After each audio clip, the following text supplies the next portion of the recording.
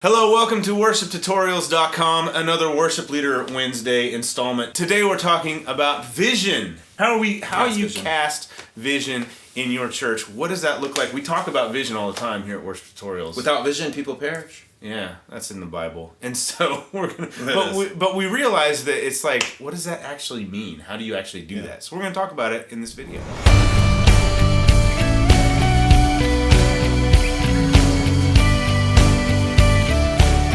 Three quick tips today on how to successfully cast vision. Ready? Tip number one on how to cast vision. You have to get an inner circle of champions. Oh.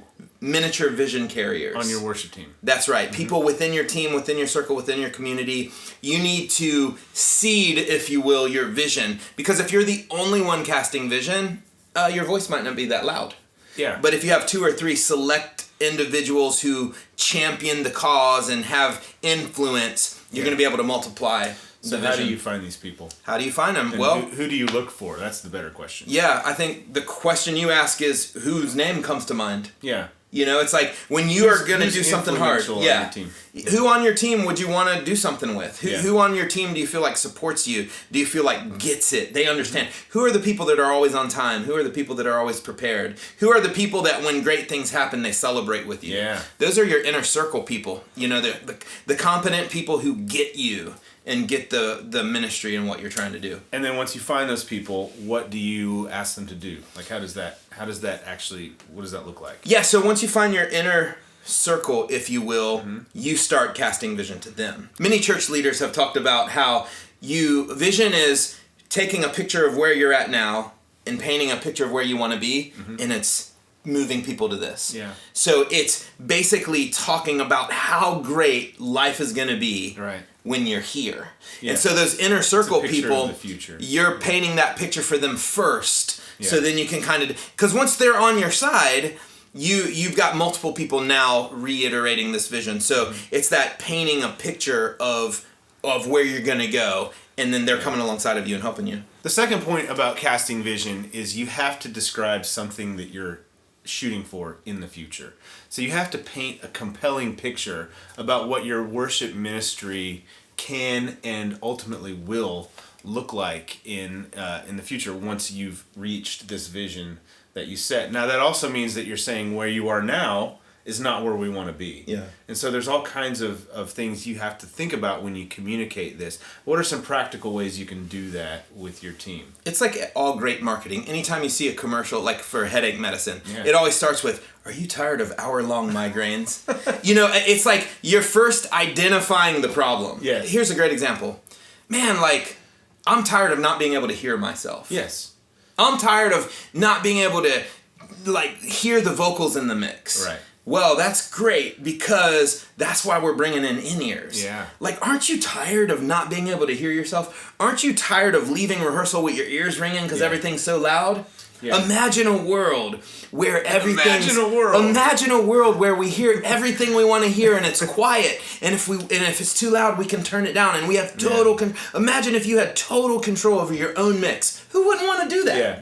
Yeah. You know? As opposed to, hey guys, we're going to start using in-ears. And a click track. And right. Everyone's like, no. Yeah, exactly. Yeah. One of the points that you make, and when you say that, is you're talking about specific things.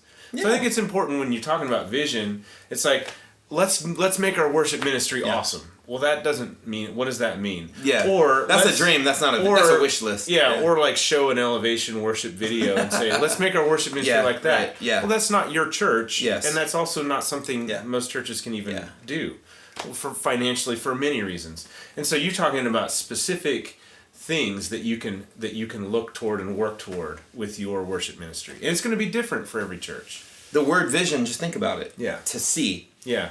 Vision is to see the future. Yeah. That's what visionaries are. Right. Walt Disney was a visionary. He saw what Disney World would look like. He saw what it would be like for kids to be able to experience. A vision is just seeing the future. A lot of people can't see the future, or a lot of people are just so busy they're not thinking about the future. Right. So as a visionary, you're looking at the future, you're imagining a better situation, and you're able to paint that picture. And who wouldn't want to go to a better future? Right. Right? So your job is just to show that the future picture is better than the current picture. Right. And very few people will push back on that. So your first point was assemble your inner circle, the people who are going to carry your vision to the rest, help you carry your vision to the rest of the team. Yeah. Second one was identify that what this is in the future. Paint the picture. What's the third point? The third one is repeat it often.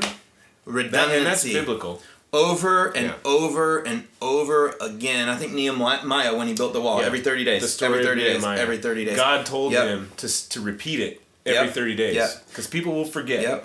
Yeah. There's a catchphrase in corporate America that says vision leaks. Yeah. Vision leaks. If you just cast vision a little bit, it just leaks and eventually people forget about it. Constantly driving home the point. Your inner circle, constantly like a broken record. And it will get old to you. You will feel like, man, this is all I talk about. But just when you're done talking about it, everyone else is just starting to get it. Right.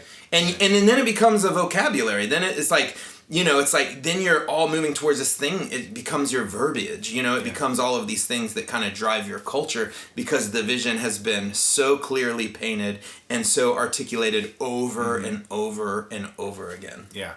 So maybe the first thing to think about if you're just coming into this video and you're like, what are they talking about? You have to develop a vision. And we're not going to talk about how to do that in this video. That's a whole other thing. And we've made content on that before. Yeah. But once you have that vision, and you mentioned in your monitoring, that might be just part of it. Yeah. That might be something that your church is trying to work toward right now. And in this video, hopefully can help you understand how you can practically make that happen. Yeah. You have to get a group of people who are going to be excited about it, and that can be contagious for others. You have to paint the picture of what it's going to look like and talk about how great it's going to be over and over and over again, and you'll have little pushback. You might have some. It happens. People. But that's it. They're afraid of the unknown. Yeah. How about this? In the comments below, tell us if you're a church leader or worship leader or in leadership in your church, tell us what are some of the things that you are striving for in the future. What are some things that are part of your vision? Let us know in the comments. We'd love to hear from you and what you're doing in your own churches. And hopefully this will help you make it a reality in your church. Thank you so much for watching. See you in the next one. Bye-bye.